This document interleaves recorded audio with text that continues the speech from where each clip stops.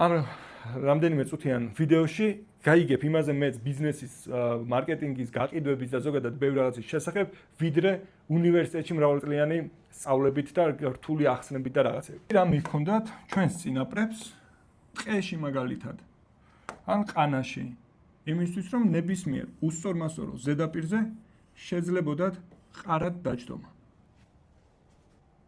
სამფეხა სკამი. იმიტომ რომ სამფეხა სკამს არ აინტერესებს როგორია ზედაპირი, თუ სამი ფეხი აქვს შენ სკამს, შეგიძლია დადო და მყარად დაჯდები. რა არის ის სამი ფეხი, რომელიც ჭირდება ნებისმიერ ბიზნესს იმისთვის რომ მყარად იდგეს?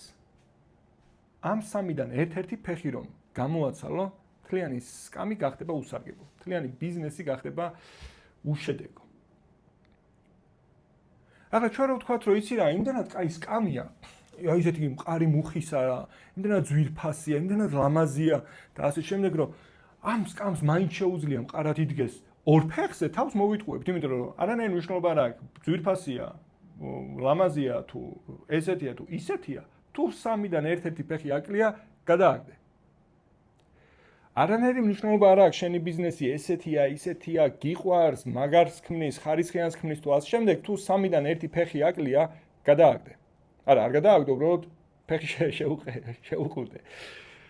იმიტომ რომ სანამ ფეხს არ შეუყუდებ, მანამდე შენი ბიზნესი იქნება სათრევი, როგორც ეს სკამი.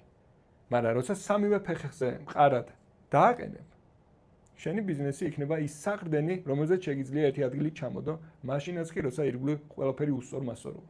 ბიზნესის ის სამი ფეხი, რომელზეც მყარად უნდა იდგეს. ამ ვიდეოში გავიგებთ, რა არის ის სამი ელემენტი, რომელიც უეჭველი ჭირდება ნებისმიერ მყარ ბიზნესს და რა არის ის ორი მთავარი რაღაცა, რითიც შეგიძლია მაგარი ფული იშოვო, ძალიან მაგარი ფული იშოვო. და თან ისე რომ ადამიანები მოდიოდნენ და თავიანთი ნებით გიხდიდნენ, იმიტომ რომ ზოგადად ფული ეგრე იშოვება. წყალი რო წყურდება რა შვებია, ახლიდან იგონებ წყალს, არა არსებული წყარო სადაც არის, იქ მიდიხარ და იქ ავსებ. როცა ფული გჭირდება, ახალს არ ბეჭდავ, იქ სადაც არის ისედაც, იქ მიდიხარ და რაღაცას თავაზობ ისეც, რის სანაცვლოდაც თავიანთი ნებით გიხდიან. ზოგადად კაპიტალიზმის მთელი მუღამი და ხიბლი ეგ არის, როცა იცი როგორ შესთავაზო ადამიანებს იმაზე უკეთესი რაღაცა, ვიდრე ის ფულია რომელიც აქვთ, ადამიანები თავიანთი ნებით გიხდიან და ორივენი ხართ ბედნიერები. ორივე ერთმანეთს უხდით მადლობას. იმიტომ რომ იმან ის მოგცა რაც იმ ეტაპზე გჭირდებოდა, იმის სანაცვლოდ რაც მას იმ ეტაპზე სჭირდებოდა. კაი. სანამ ამ ორ რაღაცას შევეხებით, მანამდე სამ რაღაცას შევეხოთ. ეს ის სამი წერტილია, რა წერტილებიც განაპირობებს ბიზნესის მომგებიანობას. თუ ამ სამიდან ერთ-ერთში ჩავარდნა, ბიზნესი ვერ იქნება მომგებიანი. ერთ-ერთი შეხება, სადაც მომხმარებელთან გვაქვს, არის პირველი შეხება დავარქვათ. პირველი შეხება, როცა მომხმარებელთან გვაქვს, არის არა ჩვენი პროდუქტით და არა ჩვენი პრეზენტაციით, არამედ ჩვენი მარკეტინგით, რომელიც იზიდავს უფრო მეტ ადამიანის ყურადღებას. მარკეტინგის დანიშნულებაა, რომ ადამიანებმა გაიგონ ჩვენ შესახებ, გაიგონ ჩვენი პროდუქტების, ჩვენი სერვისების შესახებ იმ ფორმით, რომ მათ გაუჩნდეთ სურვილი, რომ მოვიდნენ და გკითხონ ეს რაღაცა რა არისო. მარკეტინგის დანიშნულებაა მიიტანოს ინფორმაცია, მესიჯი მიიტანოს. მაგრამ მარკეტინგის საბოლოო მიზანი ის არ არის, რომ ვიღაცას გააგებინოს შენ შესახებ, მიზანი ის არის, რომ ბურთი გადმოგდოს ისეთ წერტილში, სადაც შესაძლებელი იქნება გოლის გატანა, ანუ გაყიდვა. ანუ მარკეტინგი მომხმარებელს გადაიყვანს იმ ეტაპზე, სადაც მომხმარებელი აქ თუ ინფორმაციას იგებდა, ეხლა შენს პრეზენტაციას ხედავს. ეს არის ის, სადაც შენს პრეზენტაციას ან ყურებით ისმენს, ან თვალებით ხედავს. მესამე ეტაპი არის, როცა შენი პროდუქტი მიიღო და ან ხელებით გამოიყენა, ან პირში ჩაიდო გაღეჭა, ან ფეხზე ჩაიცვა, ან ტანზე ჩაიცვა, ან თავზე დაიფარა, მოკლედ მიიღო შენი პროდუქტი. ჩვენი მიზანია ვიპოვოთ ამ სამიდან სად გვაქვს ახლა ჩავარდნა იმისთვის, რომ ის ფეხი შევარჭოთ ისევ იქ, სადაც უნდა იყოს. იმიტომ რომ სხვანაირად ვერ დავაყენებთ ბიზნეს მყარ საფუძველს. თუ ჩავარდნა არის პროდუქტში, დავინახავთ შემდეგ ნიშნებს. ეს კაცი მოგთხოვს ფულის დაბრუნებას, პროდუქტის დაბრუნებას, რეკომენდაციას არ გაგიწევს, განმეორებით არ იყიდის. ახლა შენს ბიზნესში თუ გინდა რაღაც შეცვალო, ვერაფერს ვერ შეცვლი თუ არ აკვირდები. და ვერც გააკონტროლებ იმას, რასაც არ აკვირდები. ამიტომ დააკვირდი მომხმარებლების უმეტესობა. ანუ ეხლა 1-2% რო რაღაცა ფულის დაბრუნებას მოგთხოვს, ეგ ნორმალურია. მაგრამ თუ მასიური ხასიათი აქვს ფულის დაბრუნებას, პროდუქტის დაბრუნებას და ამ შემდეგ, ესე იგი ეს ფეხი აქვს გამოცვლილი შენს ბიზნესს. ძირითადად შეიძლება აღმოაჩინო, რომ პროდუქტი კაია, პირიქით მომხმარებლები, რომლებიც მოდიან, ძირითადად რეკომენდაციით მოდიან. იმიტომ რომ იმან უიყიდა მოეწონა, მე ახლობელს უთხრა და ესე მოვიდა. მაგრამ მიუხედავად ამისა, შენი ბიზნესი მაინც მყარი არ არის. ესე იგი მიზეზი უნდა ვეძებოთ წინა ეტაპებზე. ეს არის პრეზენტაციის ეტაპი. ადამიანები კის ან არა ზვირიას მოვიფიქრებებია, ჩემს კითხავ და ამ შემდეგ, სინამდვილეში არ ამბობენ შენს პროდუქტებზე, არ შენს სერვისებზე. ამბობენ შენს პრეზენტაციაზე. ეს რაღაც არის ორით სადამ მიწასავით განსხვავებული რაღაცა და თუ ამ ორს ვერ ვასხვავებთ, გვეგონება რომ იმიტომ ვერ ვყიდით რომ პროდუქტია პრობლემა, არა და პროდუქტში რო ყოფილიყო პრობლემა, სხვა მიზეზები უნდა დაგენახა. და სინამდვილეში პრობლემა თუ ხედავ რომ ეს გეუბნება ზვირიას, ბებიაჩემს უნდა ვკითხო, სხვაგანაც უნდა ვნახო, მოვიფიქრებ. თუ ამას ხედავ, ესე იგი მიზეზი პროდუქტში აღარ უნდა ეძებო, მიზეზი არის პრეზენტაციაში. რა უნდა გაუმჯობესო? პრეზენტაცია, ხოჩა. თუ აღმოაჩინე, რომ არ ზვირიას გეუბნებიან, არც მოვიფიქრებს გეუბნებიან, პირიქით 10-დან 10 კაცი ყიდულობს. მაგრამ ფული მაინც არ გაქვს. მიზეზი არის ის, რომ ეს 10 კაცი ვერ ნახე, საიდანაც 10 კაცი იყიდდა. ანუ მიზეზი არის მარკეტინგში. თუ ამ ეტაპზეა პრობლემა, ცოტა წერს, ან არავინ წერს, ან ვინც წერს გიჟია, არავინ გირეკავს, ან გიჟები გირეკავენ, არავინ გაკითხავს. და თუ გიჟია კარს არ უხებ. არავინ გაკითხავს. როცა ამ სამ ეტაპზე აკვირდები მომხმარებელს, შენ მომხმარებლის ქცევას, შენთვის უკვე გასაგებია სად უნდა ეძებო პრობლემა. თუ ეს ამბები არ გვხდება, ესე იგი პროდუქტში პრობლემა არ გაქვს, ძირითადად აღმოაჩენო ბიზნესების უმეტესობას პრობლემა აქვს აქ და პრობლემა აქვს აქ. თუ შენ ერთ-ერთი ხარ, ვისაც კაი პროდუქტი და სერვისი აქვს, გილოცავ, იმიტომ რომ პირადად შენთვის ვიდეოს აღწერაში დავტოვებ იმ ღონისძიების დეტალებს, სადაც თითოეულ დამსწრეს ვეხმარებით, რომ მოიზიდონ მეტი ადამიანი და იქონიონ ისეთი პრეზენტაცია, რომელზედაც ადამიანების უმეტესობა იტყვის კის, გიჟების გარდა. მოკლედ, აღწერა ვიდეოში იქნება. ეხლა გადავიდეთ იმ თავარ ორ ელემენტზე, რომელიც უდრის სიმდიდრეს. ამ ორიდან თუ ერთ-ერთი აკლია, ის ბიზნესი გამორიცხულია, რომ წარმატებული გახდეს. პირველი არის ბიზნეს უნდა მოჰქონდეს, რა უნდა მოჰქონდეს? სიკეთე. რა არის სიკეთე? სანამ მეორე ელემენტზე გადავალთ, რა არის სიკეთე? ნებისმიერი პროდუქტი ან სერვისი, რომელიც ვიღაცის ცხოვრებაში არსებულ რთულ პროცესს ამარტივებს, ან ასწრაფებს, ან უკეთესი შედეგით ასრულებს, წარმოადგენს სიკეთეს. სანამ გავაგრძელებთ ეს თავარი რაღაცა და უნდა გვესმოდეს. ნახეთ ძმაო, დააკვირდი შენ ცხოვრებას. შეიძლება აღმოაჩინო, რომ ნიჭი, რომელიც გაქვს, ან უნარი, რომელიც გაქვს, ან პროფესია, ან გამოცდილება, რაც ამდენი ხნის განმავლობაში დაგიგროვდა, რომელსაც ამ წუთას მხოლოდ შენი ცხოვრების გასამარტივებლად იყენებ, ეს რაღაცა შეიძლება იყოს სიკეთის მატარებელი სხვა ადამიანებისთვისაც. შეიძლება აღმოაჩინო, რომ რაღაცას იმდენად მარტივად აკეთებ, რომ იგივე რაღაცას აგერ ამდენი ხალხი რთულად აკეთებს. აჰა, შესაბამისად ეს რაღაცა სიკეთეს წარმოადგენს მათთვის, მაგრამ ამან რომ მოგიტანოს სიმდიდრე, საკმარისი არ არის მხოლოდ სიკეთე შექმნა. თავარია რომ გაავრცელო, გააზიარო, მიაწოდო სხვებსაც. ანუ წარადგინო.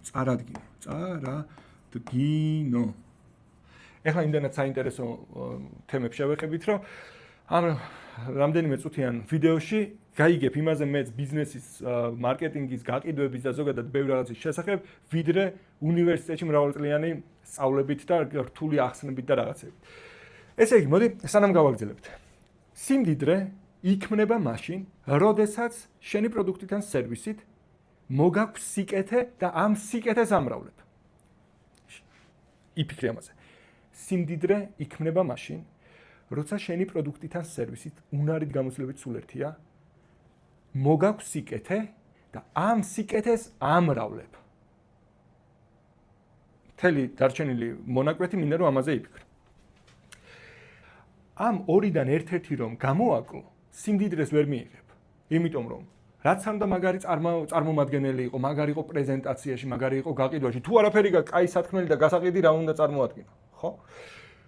რაც ამდა კაი პროდუქტი გქონდეს, თუ არ ახდენ მის წარმოდგენას და პრეზენტაციას, ვერ მოგიტან სიმდიდრეს. მიხვდი. ამის მარტივი მაგალითი არის აი ახლა ამ წამს ვინ გახსენდება მაგალითად ამ პროდუქტის დანახვისას. Apple-ის პროდუქტის დანახვისას ვინ გახსენდება? უმეტესობას ახსენდება Steve Jobs-ი. Steve Jobs-ი სიკეთის შემქმნელი იყო შენი აზრით თუ პრეზენტატორი, წარმდგენი?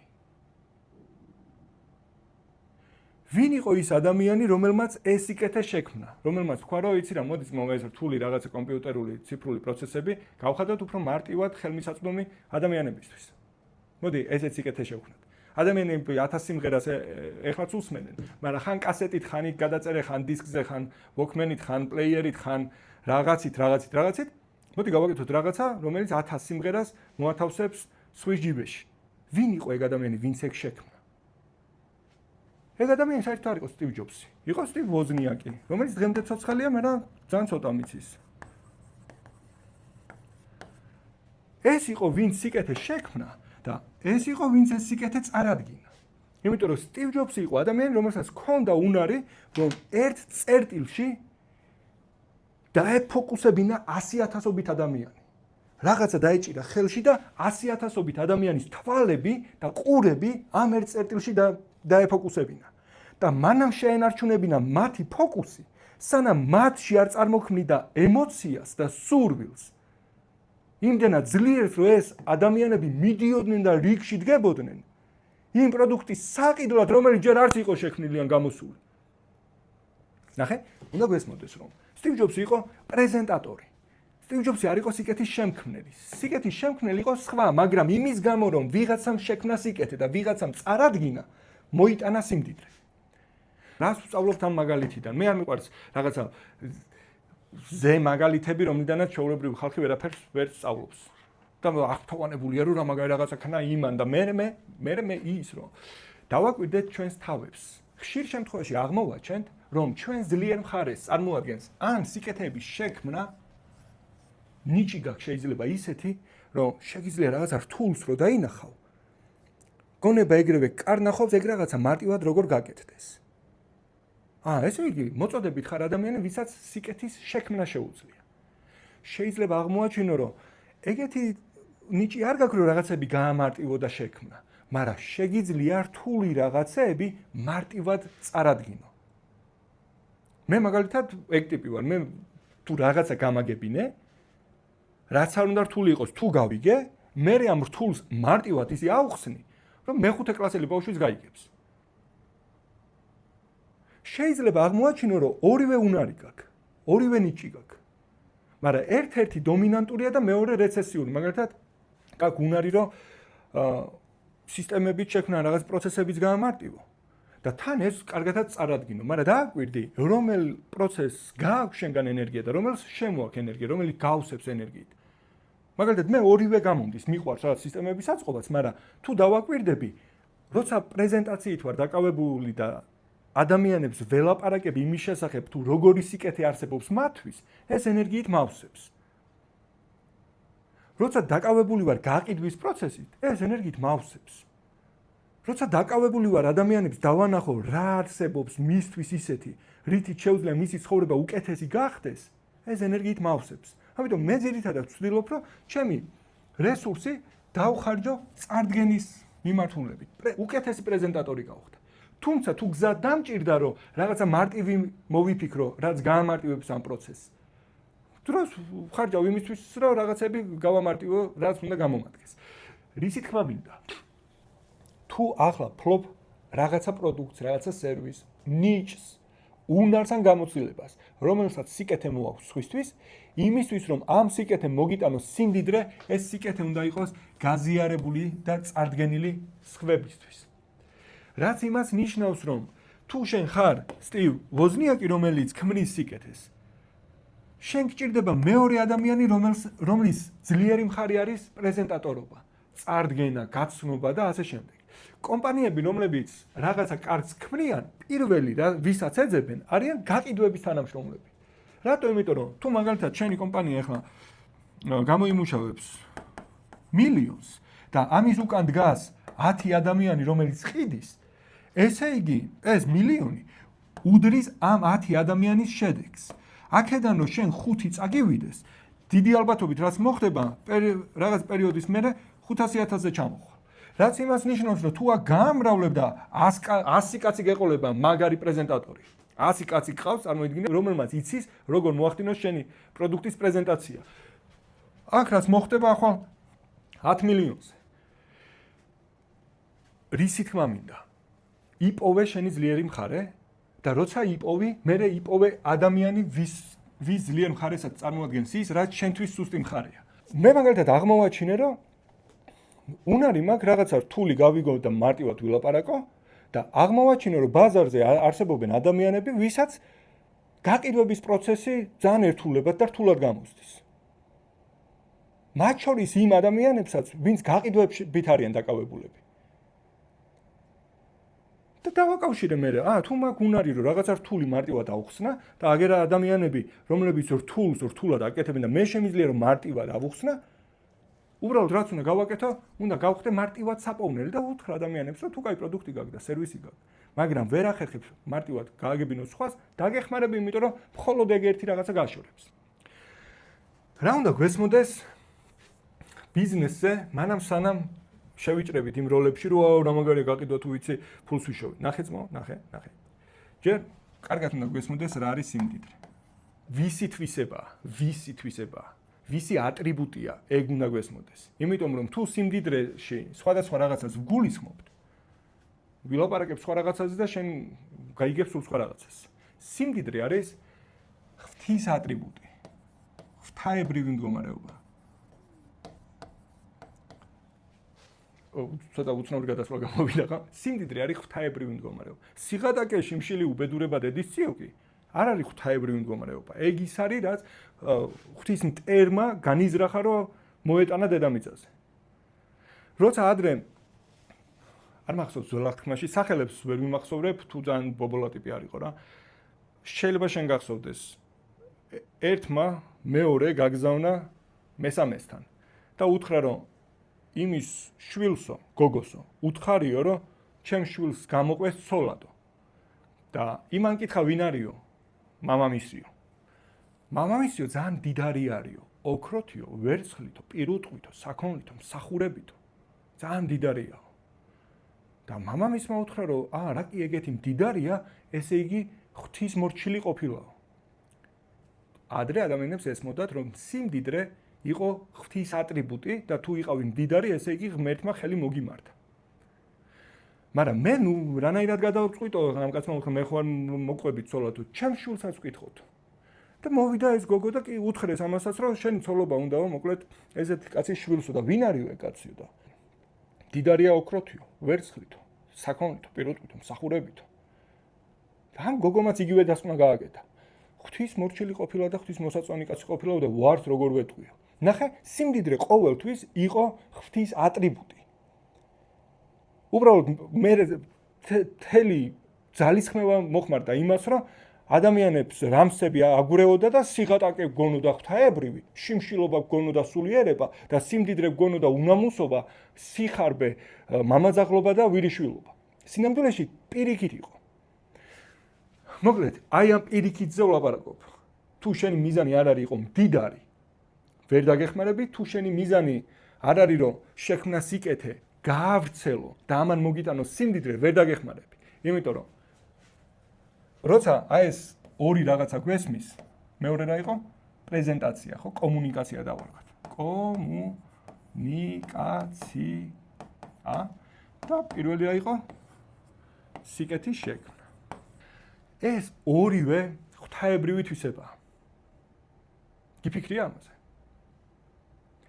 ადამიანები ვართ ერთადერთი ფიზიკური არსებები, რომელიც ღმერთმა შექმნა ცხოველების შემდეგ, მაგრამ სანამ შექმნი და ჯერ სხვა განზრახვა ჰქონდა. მოდი შევქმნათ ვიღაცა ვისი მსგავსიო, ჩვენი მსგავსიო.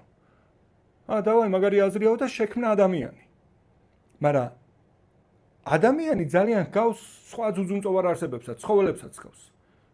მაგრამ რაღაცით განსხვავდება და ის რითიც განსხვავდება, მაგ რაღაცით გავს შემოქმნეს. რა არის ისეთი ადამიანში, რითიც ცხოველისგან განსხვავდება? სიკეთის შექმნის უნარი, ანუ კრეატიულობა ადამიანის გარდა სხვა არც ერთ არსებას არ აქვს უნარი დააკვირდეს სხვის ცხოვრებას, მოიფიქროს რაღაცა, რაც სიკეთის მომტანი იქნება სხვისთვის. და ადამიანის გარდა სხვა არც ერთ სოციალ არსებას არ აქვს მეტყველების უნარი. კომუნიკაცია და მეტყველება არის მეორე ღვთაებრივი უნარი და თვისება. შესაბამისად, როცა დაკავებული ხარ იმ თვისებით, რითიც ღმერთმა ცხოველისგან განგასხვავა და ადამიანად გაქცია, სინამდვილეში ადამიანად კი არ გაქცია, მის მსგავსად გაქცია და რა კი მისი მსგავსი გაიჩნდა, იმიტომ გაიჩნდა შენ. ღვთის მიზანი არ ყოფილა რომ მაინც შენ შეექმენი. მიზანი იყო რომ მისი მსგავსი შეექმნა და შენ გამოხვედი. ძალიან მაგარია. როცა დაკავებული ხარ კრეატიულობით, სასიკეთოდ ან კარგს როცა ქმნი, და სხვების ცხოვრებას ამარტივებს და როცა დაკავებული ხარ ამ სიკარგის კომუნიკაციით, ანუ ეუბნები ადამიანებს და უხსნი რას აკეთებ სხვებისთვის თუ ამ ორს კარგად აკეთებ, ხარ მდიდარი. რომელია უფრო მნიშვნელოვანი? მეტყველება თუ კრეატიულობა? სიმდიდრისთვის მნიშვნელოვანია ორივე, მაგრამ გაცილებით ძლიერია მეტყველების უნარი. იმიტომ რომ შეიძლება ცუდი განიზრახო, კაი კი არა, ცუდი გააკეთო და სწორი სიტყვებით მოახერხებ ამ ცუდის რეალიზებასაც. შეიძლება სიკეთე არ მოგაქ, მაგრამ სიტყვები გაქ, რომლითაც ამ ცუდს სისრულეში მოიყვან. ბაბილონელებმა გადაწყვიტესო იმდენად მაღალი კოშკის აშენებაო, რომ ცას მიწვდენოდაო. განიზრახეს რას ქვია შენი აზრით? განიზრახეს რას ქვია? ხშირად ამ მუხლებს ისე ვკითხულობთ, რომ რაღაცა ჩაუშხუილებთ ხოლმე.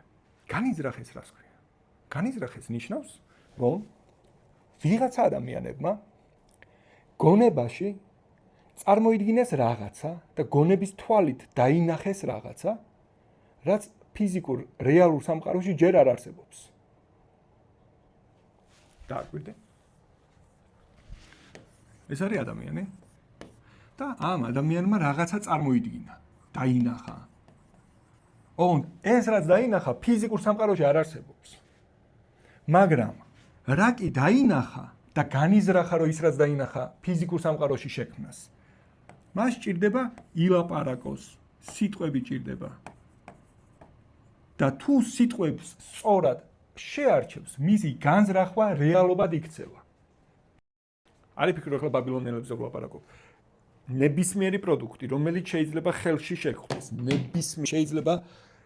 შეხვდეს, მოგხვდეს, შეეხო აბსოლუტურად ყველაფერი, იმიტომ აღმოჩნდა რეალურ სამყაროში გამონაკლისის გარეშე, რომ მისმა ავტორმა ჯერ გონების თვალით წარმოიდგინა, შემდეგ ანთავად შექმნა, მაგრამ იმისთვის რომ შენამდე მოსულიყო ვიღაცამ სწორი სიტყვებით მოიტანა. დააკვირდი, ნებისმიერი რაღაცის მიღმა დგას სიტყვები, ორი რაღაცა გვჭირდება იმისთვის, რომ დავინახოთ სიტყვის ძალა. არ გულისხმობ მანიფესტაციებს და აფირმაციებს და ასე შემდეგ. არ შეიძლება ეგეც მუშაობს, მაგრამ როგორც არის. თავდაპირველად იყო სიტყვა იყო ღმერთთან და სიტყვა იყო ღმერთი. და ყველაფერი რაც შეიქმნა, სიტყვით შეიქმნა. გიფიქრი ამაზე? ყველაფერი რაც შეიქმნა, სიტყვით შეიქმნა. ანუ ყველაფერი რაც ისია როგორც არის და ისეთია როგორიც არის, იმიტოა ისეთი, რომ სიტყვები, რომლითაც ის შეიქმნა, სიტყვის შინაარსი იყო ეგეთი. ესე იგი ღმერთმა თუ სამყაროს შექმნა სიტყვით და შენ შექმნა მის მსგავსად და მოგცა სიტყვები, ხარ არსება, რომელსაც შეუძლია მისი ცხოვრების შექმნა თავისი სიტყვებით. გიფიქრი ამაზე? ურთიერთობები, რომელიც ეხლა გაქვს, ისეთი იმიტოა, რომ სიტყვები მის უკან რაც დაიხარჯა, მაგ სიტყვების შედეგია ის ურთიერთობები. მოლაპარაკება, რომელიც გაქვთ თუნდაც დამსაქმებელთან ან მომხმარებელთან, შედეგი იმიტოა ისეთი, რომ სიტყვები, რომელიც შენი მხრიდან და მისი მხრიდან ერთმანეთს შეხვდა, ამ სიტყვის შედეგია ის ყველაფერი, რასაც დღეს ხედავ. რაც იმას ნიშნავს, რომ თუ აუმჯობესებ სიტყვებს, აუმჯობესებ იმ სფეროს, რა მიმართულებითაც სიტყვებს აუმჯობესებ. თუ გინდა რომ ხვალიდან უკეთესი ურთიერთობა გქონდეს მეუღლეს, დაიწყეს სიტყვების გაუმჯობესებით. თუ გინდა რომ უკეთესი შედეგები გქონდეს ბიზნესში, დაიწყეს სიტყვების გაუმჯობესებით, რომლითაც მომხმარებელს ელაპარაკები. იმიტომ რომ ჩვენ როგორც ღვთის მსგავსებსაც იგივე სუპერძალა გვაქვს, სიტყვები გვაქვს. და თუ მან ყველაფერი შექმნა სიტყვით, ჩვენს გვაქვს უნარი რომ სიტყვით შევქმნათ ყველაფერი. ის რომ სიტყვას ჰქონდა გადამწყვეტი მნიშვნელობა ბაბილონელებისთვის, ჩანს იქედანაც, რომ ღმერთმა თქვა, რომ განიზრახეს გონებით, რაც დაინახეს, ეგ არის, აი ესენი უეჭველი იზამენ. ჯერ არ ჯერა სულ ერთია, ახლა მე ვერ წარმომიდგენია როგორ უნდა ააშენო იმ ხელა კოშკი ცას მიწვდეს, არ ვიცი რა გაგებით იყო. ეხლა ვიღაცას 300 წლის წინ რო ეთქვა, რომ მოვა დრო, რომ შეიძლება ადამიანს ხედავდე და მისი ხმა გესმოდეს, მაშინაც კი როცა მის პირისპირ არიდგე და იმ დროშიც კი არ იყო, როცა ილაპარაკა, ვერან ვერ წარმოიდგენდა. არა და ამ წამს ზუსტად შეიძლება დედამიწის მეორე ბოლოდან მიყურებ და მისმენ. ოღონდ არა მაშინ როცა ვლაპარაკობ. ვარ შეიძლება ჩაწეკი ახლა დასაძინებლად და ჩემი ვიდეო ამოგიგდო. მაგრამ ვიღაცას ადრე რო ეთქვა, რომ დედამიწის ერთი ბოლოდან ხალხი გაიგებს ერთმანეთის ლაპარაკს და დაინახავს, არავინ არ დაიჯერებს. მოკლედ, თავარი არსი რა არის. იმისთვის რომ ღმერთს ამ ადამიანების განზრახვა ჩაეშალა, თავარი ინსტრუმენტი წაართვა. კომუნიკაცია. მეტყველება. განა დაამუნჯა, განა ყრუები გახადა. არა, ერთმანეთის მაინც ესმოდათ, მაგრამ სიტყვები რაც ესმოდათ, მნიშვნელობები აურია. სიტყვები აურია, ენები აურია. რაც იმას ნიშნავს, რომ თუ დღეს ვქმნის სიკეთეს, სხვებისთვის სიკეთის მომტანია, სხვის ცხოვრებას ამარტივებს, აუმჯობესებს რაღაცა სფეროში. პროდუქტით, სერვისით, ბებია ჩემის მალამუთი სულ ერთია. ჭირდება სიტყვები, სწორი სიტყვები, იმიტომ რომ სიტყვებია კომუნიკაცია, პრეზენტაცია შედგება სიტყვებით.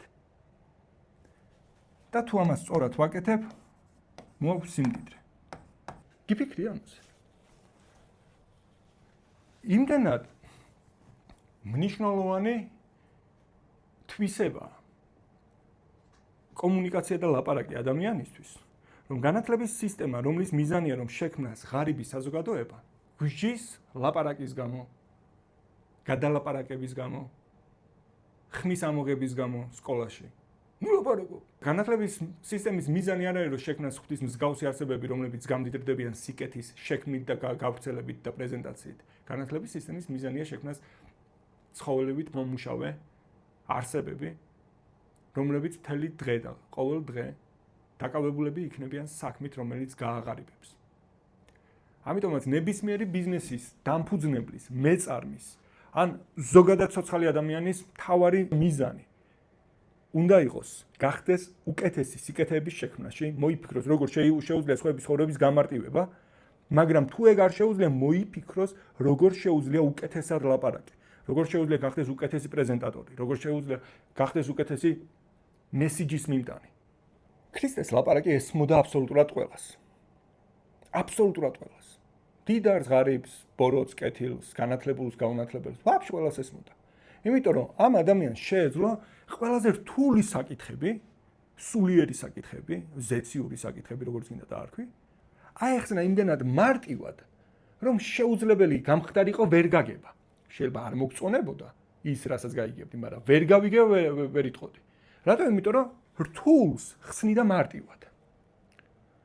ქრისტეს სიტყვა იყო სასიხარულო. რატომ? იმიტომ რომ იმედის მომცემი იყო, მიზნის დანიშნულების აღმომჩენი იყო, მოკლედ სიკეთე მოჰქონდა ყველასთვის, ვინც გაიგებდა. წარმოიდგინე ქრისტეს, რომელიც წარმოადგენდა სიკეთეს, იმისთვის რომ მისი სიტყვა გავრცელებულიყო, ჭირდებოდა ადამიანები, რომლებიც ამას გაავრცელებდნენ. ახლა ბევრი იდეაა, რომ ცდომოდა იქიდან დაიძახებდა, გავიგე, ერთ რაღაცას ვხედავთ. ერთ-ერთი მთავარი დავალება, რაც მოწაფეებს მისცა, იყო წადით და იქადაგეთ.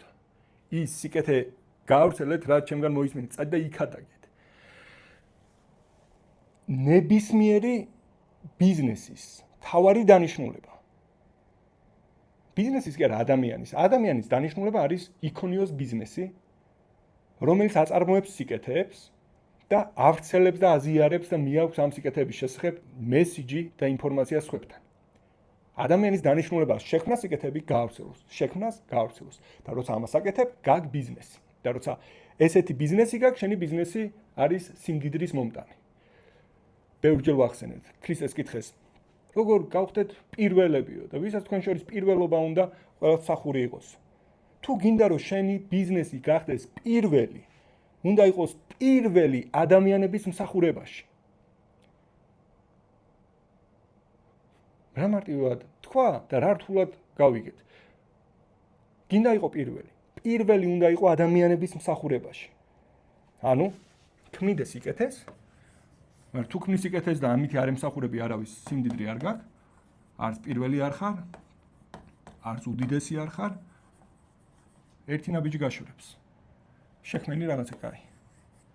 მოემსახურე შენი სიკეთეებით სხვებს. გააგებინე ადამიანებს რა გაქვს მისთვის შექმნილი. თუ ხარ ის ადამიანი, ვისაც აქვს სურვილი რომ გახდეს უკეთესი პრეზენტატორი დავარქვათ, ქართულად როგორაა პრეზენტაცია? წარდგენა, წარმომადგენელი დავარქვათ. უკეთესი წარმომადგენელი, უკეთესი კომუნიკატორი იმ სიკეთეების, რასაც უკვე ქმნის, ან მუშაობს კომპანიაში, რომელიც მართლა კარგ პროდუქტს ან სერვისს ქმნის. პირადად შენთვის ვიდეოს აღწერაში მაქვს ლინკი დატოვებული, აუცილებლად გადადი და ნახე რა გელოდება იქ. უეჭველი.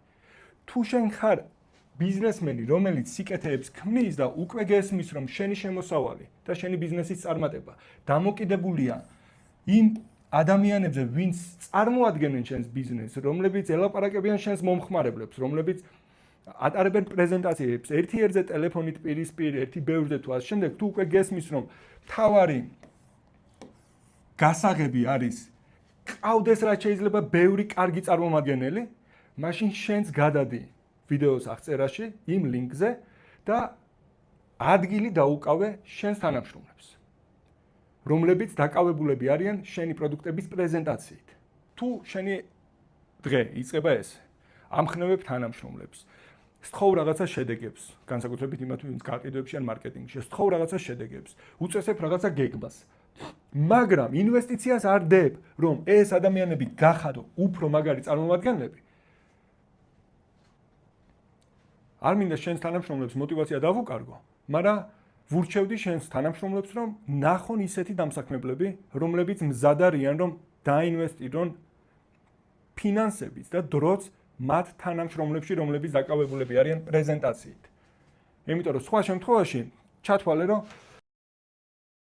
ყავს როგორი დამსაქმებელი, ან ხარ როგორი დამსაქმებელი, იცი რომ ეს კაი თესლი, რომელსაც პოტენციალი აქვს, თანამშრომელი, რომელსაც პოტენციალი აქვს გახდეს მაგარი პრეზენტატორი. ეს თანამშრომელი ჩააგდო მიწაში და ეს მიწაც ძალიან კაი ნოყიერი მიწაა. და ეხლა სთხოვს, რომ გამოიღოს ნაყოფი, მიუხედავად იმისა, რომ წყალს აღარ უსხამს. მიუხედავად იმისა, რომ სარეველას არ აცლის. მიუხედავად იმისა, რომ სასუქს არ აძლევს. ხო კაი თესლი ხარ, ხო დიდი პოტენციალი გაქვს, გაანახე რა კაი მიწაში ხარ ჩვენს კომპანიაში, კაი პროდუქტი გვაქვს, ისტორია გვაქვს, მიდი აბა გამოიღე ნაყოფი. წყალი დაასხი და ნაყოფს იმდენს გამოიღებს ვერ დათვლი. მოკლედ ეგეთი ამბავია. იმედია ამ ვიდეოდან მინიმუმ რამდენიმე სასარგებლო ან თუნდაც ერთ სასარგებლო იდეას მაინც იპოვი. იმიტომ რომ ხშირ შემთხვევაში დიდ ცვლილებებს საერთოდ არ ჭირდება ბევრი რაღაცის დამუღამება, შეიძლება იპოვო ერთი რაღაცა და ეს ერთი რაღაცა აღმოჩნდეს შენი ცხოვრების შემოbrunების მიზეზი. იმედი მაქვს, რომ ამ ვიდეოდან თუნდაც ერთს მაინც იპოვი და თუ გამიზიარებ კომენტარებში რა მოგეწონა განსაკუთრებით, ძალიან გამიხარდება. ასევე თუ კომენტარებში გააზიარებ რა თემაზე ისურვებ შემდეგ ვიდეოების ჩაწერას, რა საკითხი განვიხილოთ, რომელიც ეხება ბიზნესს და ბიზნესში არ გულისხმობ შეპესეს რეგისტრაციას, ბიზნესში გულისხმობ ჩვენს ყოველდღიურ საქმიანობას, თითოეული ჩვენგანი ბიზნესით ვართ დაკავებული, თითოეული ჩვენგანი ბიზნესში ვართ, ბიზნესი ვართ და ჩვენი მიზანი უნდა იყოს გავხდეთ რაც შეიძლება ეფექტურად. მაშინაც კი თუ ეხლა მაგალითად პატარა სკოლიო გავაკეთოთ, ნახე. შეიძლება შენ ფიქრობ, რომ ეს ხარ შენ. და ფიქრობ, რომ პირადად შენ ბიზნესით საერთოდ არ ხარ დაკავებული. პირიქით ვიღაცა ბიზნესმენთან მუშაობ როგორც დაქირავებული. აბა კარგად დაფიქრდი. ბიზნესი არის რაღაცა, რომელიც ქმნის სიკეთეს იმ რესურსებიდან გამომდინარე, რა რესურსებიც აქვს, რესურსები გამრავლებული ეფექტურად გამოყენება. ბაზე. ბიზნესი არის, ხო? მის რესურსებს იყენებს ეფექტურად. შუშის ყალიბი აქვს, ჩამოსასხმელი რაღაცა აქვს, ეს რესურსი აქვს, ამიტომ დგას და ამზადებს ჭიქებს და მისი მთავარი მიზანია, რომ ის რაც შედეგად შეიქმნა, მიაწოდოს რაც შეიძლება ბევრ ადამიანს. ბიზნესის დანიშნულება ეგ არის. მისი რესურსი გამოიყენოს რაც შეიძლება ეფექტურად. მისცეს ისეთი ფორმა, რომ ეს უფრო სასარგებლო იყოს სხვებისთვისაც და შესაბამისად თავისთვისაც. პირადად შენ, ეს ხარ შენ. პირადად შენ ხარ ბიზნესი, რომელსაც ყოველდღიურად გაქვს რესურსი, დრო, გაქვს ენერგია და შენი დანიშნულება და მიზანი უნდა იყოს, რომ ყოველდღიურად დრო და ენერგია, რომელიც შენგან გადის, რაც შეიძლება ეფექტურად იყოს გამოყენებული დღის ბოლოს. შეიძლება დასაქმებული ადამიანი ხარ, მაგრამ ისევე როგორც ბიზნეს დღის ბოლოს გაყიდული გაქვს რესურსი, დრო და ენერგია, შენი ცოდნი, ამ დროში და ენერგიით შენს ცოდნას, გამოცდილებას, რაღაცებს ფორმას აძლევ, რომ სიკეთე მოუტანო ვიღაცას, ამ შემთხვევაში შენი მომხმარებელი თუ ბიზნესის მომხმარებელი აქეთ არის დიდი ბაზარი, შენი მომხმარებელი არის ერთი დამსაქმებელი, რომელიც თვის განმავლობაში subscription-ზე, სააბონენტოდ ყიდულობს შენს დროს, შენს ერთ თვეს ფულის სანაცვლოდ. შესაბამისად, შენ თუ გონია რომ რა კი ბიზნესში არ ხარ, ბიზნესი არ ხარ და რა კი გაყიდვებში არ ხარ, გამყიდველი არ ხარ, ძალიან შემწარ ხარ. ამასინად ერთი ტიპი გაიჩნდა ვიღაცა, ჩემს მაგას უთხრა რომ ეგ ის ტიპი არ არისო რაღაცებს რო ყიდისო. და ამან კითხა შენ არ ყიდი არაფერს, არა ბიჭო, მე რას ყიდიო, ხელფასზე ვარ. ხელფასზე კი არ ხარ, ილუზიაში ხარ. რო არაფერს არ ყიდი. ხელფასზე ხარ ნიშნავს, რომ ყიდი ცხოვრების 30 დღეს, რომელიც კაცმა ერთის კიდე რამდენი გაქვს დარჩენილი და რამდენიც არ უნდა გქონოდა დარჩენილი იმაზე ცოტა გაქვს ვიდრე ოდესმე გქონია. ამ რესურსს ყიდი ფულის სანაცვლოდ, რომელიც ყოველ წამს იმაზე მეტია ვიდრე ოდესმე არსებულა და რომელიც რომს დაგიმთავრდეს, ხვალ გაქვს შესაძლებლობა რომ მეტი იშოვო. მაგრამ დრო თუ დაგიმთავრდა, რომელსაც სვლი ხვალ თუ დრო დაგიმთავრდა ვიზიარებ. წარმატებები.